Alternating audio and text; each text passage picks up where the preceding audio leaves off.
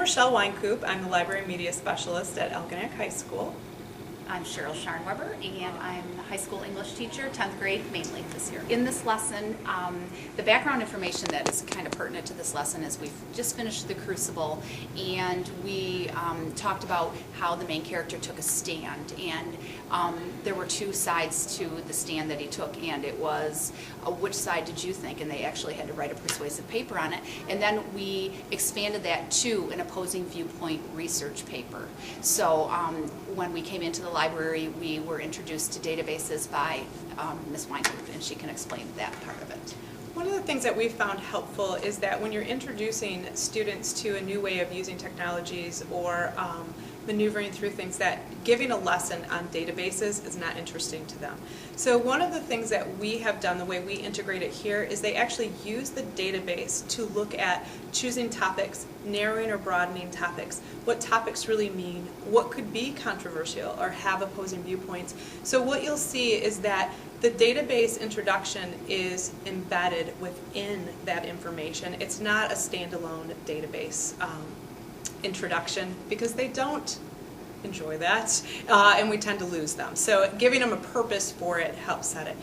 When you look at the video of our interaction in the class, even though I'm doing most of the talking, it's important to understand that as a library media specialist, Cheryl and I have collaborated throughout this process. So we met previously. You'll see that they're filling out an exit ticket, which really guides them through the process. And we developed that together as we decided how we were going to introduce things and what we were going to do. And she supports through going back and answering kids' questions, helping with the technology as issues come up. How is the Crucible, John Proctor? Does that help?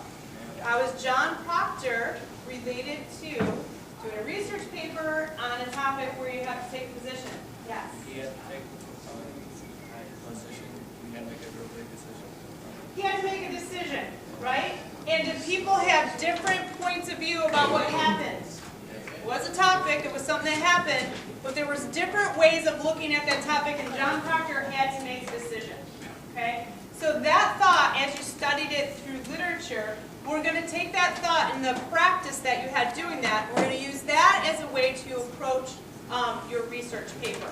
Especially because this is a position paper. So in your position paper, what are you going to do? Take a position. Thank you. Take a position. Yes. If you were to take a position, that implies that there is what about that topic?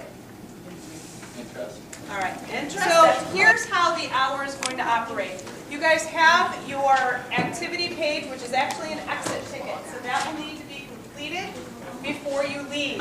The first question you can answer as Mrs. Scharnweber is getting your computers out.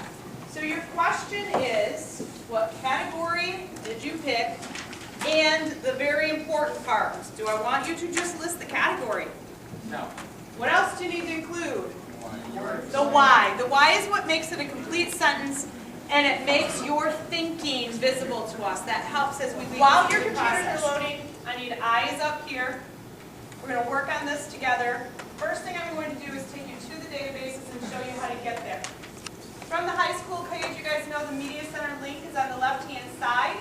When I bring up the catalog, it defaults to the Library Search Basic, and this is where we look for books and audio tapes. I have a book section that I use under Visual to link other resources for you guys. So it's important when you're looking for information, you may want to check here.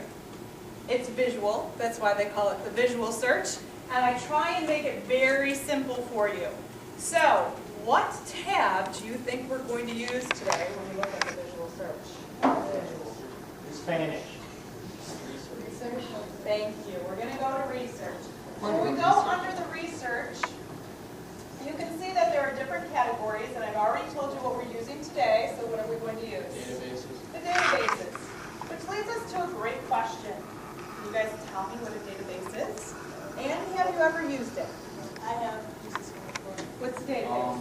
Well, it's basically like they give you like a bunch of topics and stuff like that.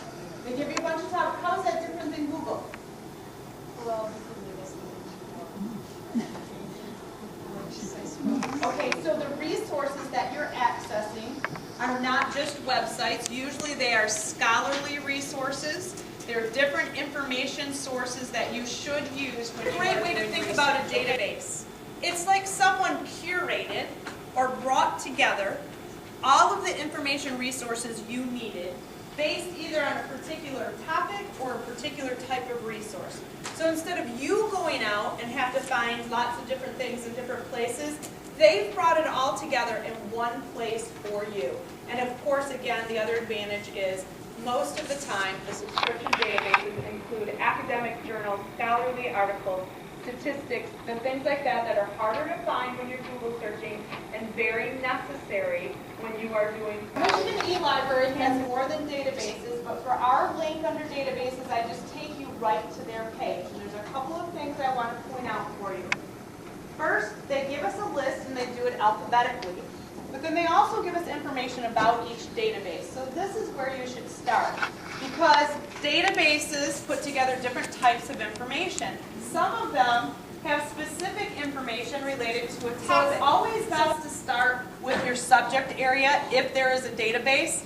That's the best place. What do you guys notice about the difference between the front page and the library or school page? What's the difference in the organization?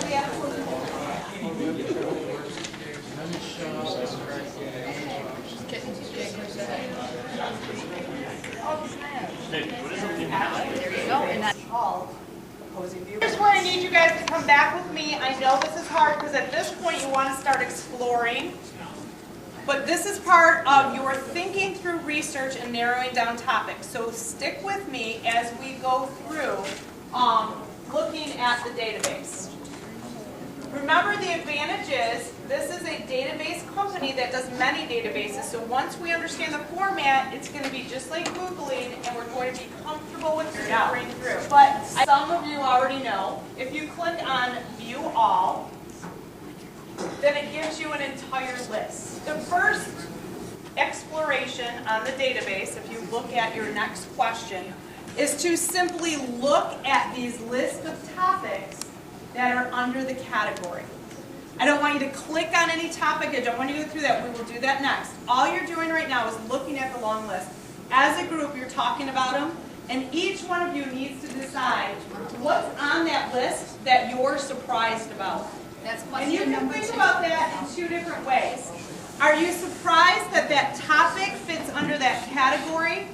Or are you surprised that the topic is even an opposing viewpoint, something that's controversial with more than one way to look at it? But in your response, you're not just listing those topic areas, you are again telling us the why. Are you guys doing okay over there? This is the part that you should now be doing this exercise. Oh my God, I forgot you guys were at our group. I totally forgot. Hey, you guys need to come over here and use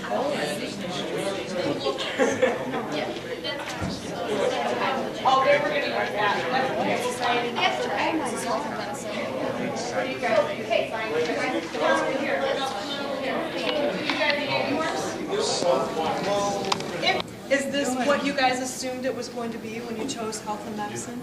Yeah. Is it the type of topic? Back together as a group, please. So if the individual conversations could stop and we bring this back up to the group.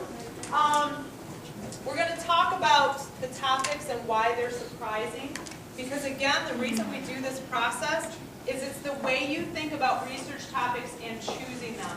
If you choose a research topic that is not debatable or there's not a lot of research to support, you're going to have an awfully difficult time writing a paper. So the research and the choosing the right topic are the first step to doing a really good paper. So under law and politics, I'm going to go ahead and pull that up.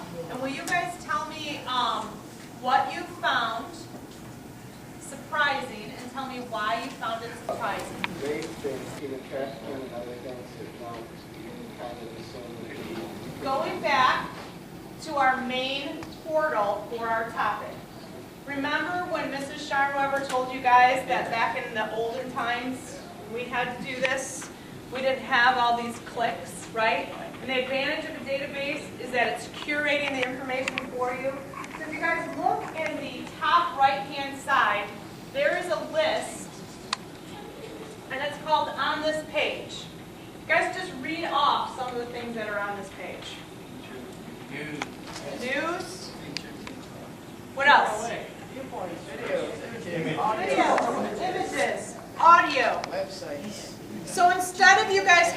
go to many different places to search for different information sources, the database brings those all together for you. So when you use the databases, they create the citations for you. And on Monday, when you guys come in, we're going to use electronic note cards. I'm going to show you how to create note cards electronically. So when you're gathering the information, you can quickly put it into an electronic resource. So copying and pasting your source citations is allowed. Is this a listen button?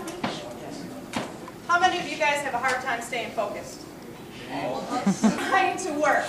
So you can borrow headsets, plug them into the computer, and research confirms that listening while viewing actually increases your comprehension and retention. Pick another category that you would like to look at the topics to get different ideas.